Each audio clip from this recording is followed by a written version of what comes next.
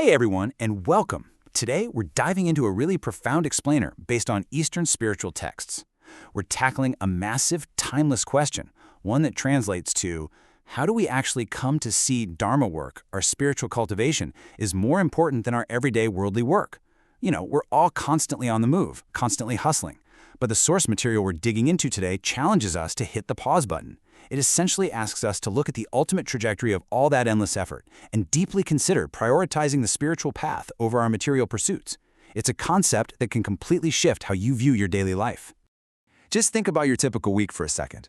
You wake up, you go to work, you try to earn a living, maybe you chase a little recognition, or just try to get a bit more comfortable. But let's pause and reflect. Is this endless pursuit of material success actually fulfilling you? Or is it possible there's a deeper, eternal purpose that we're just completely missing? The text we're analyzing suggests that getting consumed purely by worldly matters is kind of like, well, it's like spending all your time and money decorating a temporary hotel room while completely ignoring your permanent home. We really have to ask ourselves, what is the true purpose of our daily grind? All right, so here's our roadmap for this explainer. 1. The two paths of life. 2. Worldly versus Dharma work. 3. Why prioritize the spiritual. 4. Escaping the endless cycle. 5. How to shift your focus. And finally, 6. Embracing your sacred duty. Let's jump straight into Section 1, the two paths of life and the seeds we plant. So the source material actually frames our existence using this really grounded metaphor of agriculture. Basically, every single day, with every single action, you are a farmer planting seeds. In the philosophical context of these texts, this work is what's referred to as karma. And it's not just your 9-to-5 job, right? It encompasses literally all the actions we take. These actions function exactly like seeds. If you plant a specific seed in the ground, nature dictates exactly what kind of fruit you're going to harvest. It's inescapable cause and effect. Whatever you're pouring your energy into today is inevitably going to grow into your future outcomes and shape your very existence. Moving right along to Section 2, worldly versus Dharma work. The temporary versus the eternal. The text makes this incredibly sharp, unyielding distinction between two specific paths. On one side, you've got worldly work. Now, this is driven by pure survival, accumulating wealth, chasing fame, fulfilling those temporary bodily needs. And the text rightly points out that this work only sustains our temporary physical existence. It has an expiration date. But on the other side, we have Dharma work. This is driven by spiritual liberation, cultivating your eternal soul, building real virtue, and ultimately saving others. So you're looking at worldly work, which is bound to the impermanent physical body, versus Dharma work, which is bound to the eternal soul. To really hammer this home, the text shares this absolutely brilliant quote from holy teacher Zhigong. He says, "If you focus on the worldly, wealth only decorates your home. If you focus on Dharma, your name lasts 10,000 years."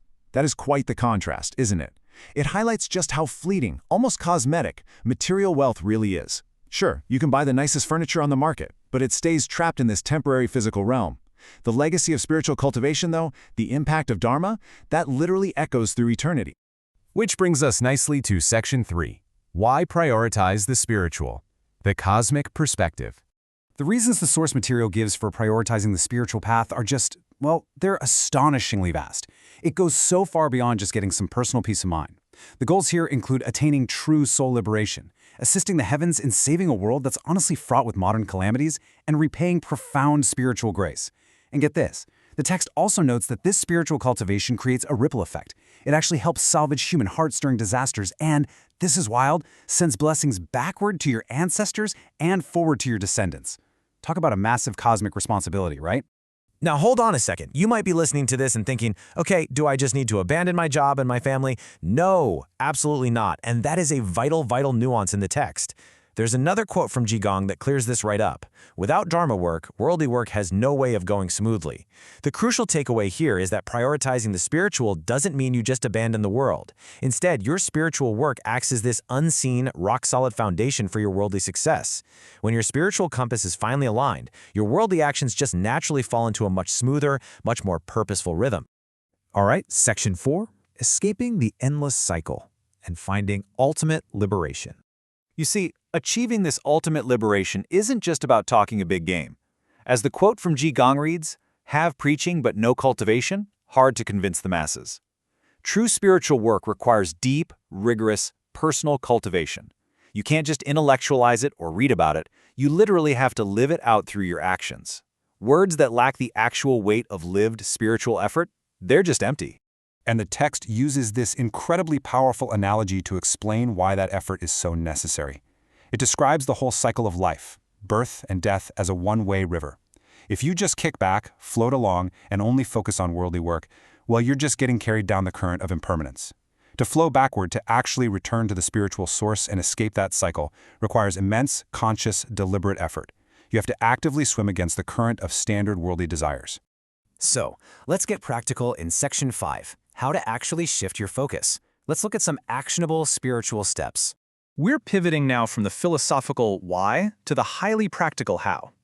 The text gives us a real framework for changing our life's trajectory, broken down into 3 clear steps. Step 1, see through the temporary and grasp the eternal. This is a total mindset shift, recognizing what's going to fade away and what's actually going to last. Step 2, sacrifice personal comfort to care for others. Now, this is where the rubber meets the road. It means stepping out of our own selfishness and actively dedicating time to help humanity. And step 3, courageously shoulder the sacred duty.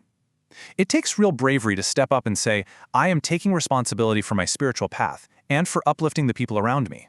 And that leads us to a concept that is perfectly relevant for our modern lives: the both and balance. Look, the texts totally acknowledge that in our current era, we are cultivating within our households, within our busy societies. We aren't all retreating to mountain caves, right? The goal is to cultivate both the worldly and the spiritual paths simultaneously. But, and this is absolutely the core takeaway for us today, you must allow your spiritual values to lead and dictate your worldly actions. Your Dharma work has to sit right there in the driver's seat, guiding exactly how you conduct all your worldly affairs. Finally, we reach Section 6, embracing your sacred duty, seeing it as a privilege, not a burden. You know, often when we hear words like duty or sacrifice, it is so easy to groan and think of them as these heavy, exhausting chores. But the text, citing wisdom from enlightened entities like Guan Yin, flips that completely. It explicitly states that we should absolutely not view spiritual work as a forced burden. Instead, it's a rare honor. It's a profound privilege. It's not this heavy weight pulling on your shoulders. It is quite literally the ultimate path to true fulfillment. It is your opportunity to bring real light to the world and achieve something eternally meaningful. So the crucial point we are left with today is an intensely personal one. Based on everything we've explored from this philosophy, we are all farmers, right? We are all planting seeds every single day. We're all putting effort into something. So the big provocative question the source material leaves us with is this: when your time comes and all those temporary worldly things just fade away, which work will you have actually completed? What eternal seeds will you have harvested? I really hope this explainer has given you a fresh, powerful new lens to view your everyday actions through. Thanks so much for joining me on this journey of discovery, and keep reflecting on that balance in your own life.